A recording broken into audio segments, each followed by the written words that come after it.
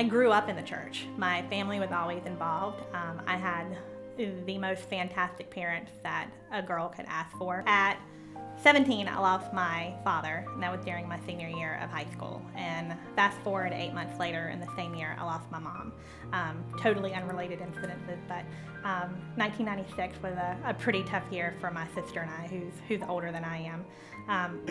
But because of that situation, I was angry. I was angry at God. I was angry that, He orphaned me and that He took my parents, and, I didn't understand, and, if they were godly people and they were wonderful and they were good, and, and here I am now with no mom and dad. And my sister got married and she moved to South Carolina. And so having her leave the church, it was just me by myself.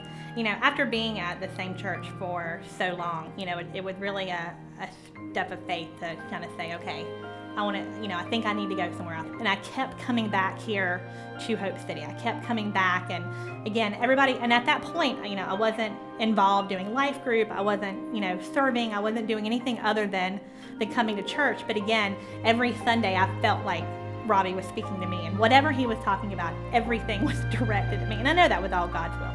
The end of January, I ended up losing my job. And I thought, this is the best time to kind of join a life group. And so I thought, okay, I'm gonna give it a go. And so Donna Urban was the life group leader, and I met here at the church. And I don't even think I'd been in the life group but for 5 minutes before I just broke down in tears. I wanted to be with these women on a regular basis. We were there for another few months, and I got offered 2 jobs, and they were super congratulatory, and again, these women,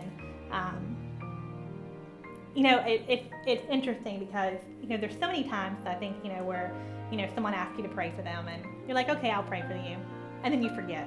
I know I've done it a million times, and I feel horrible when I do that, but these women, when they say they're going to pray for you, I know they're praying for me. So they're always there to kind of, foster that environment. And again, they've been instrumental. I think Robbie, and I'm paraphrasing what he said, but that, your growth is not going to occur in rows. It's going to occur in circles.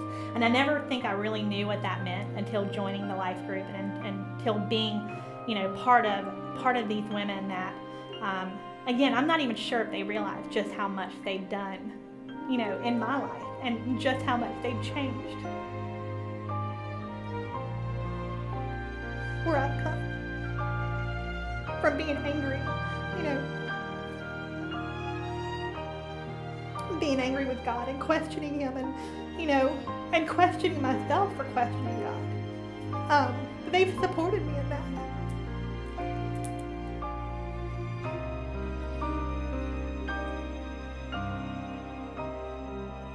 My encouragement is to do it. Is to step out in faith. Is to believe that there's a bigger reason for you to be there. That maybe you feel like you don't have anything going on in your life, but that there's someone else that can use your encouragement for them. Take that chance. You will never regret, being part of that, that authentic community.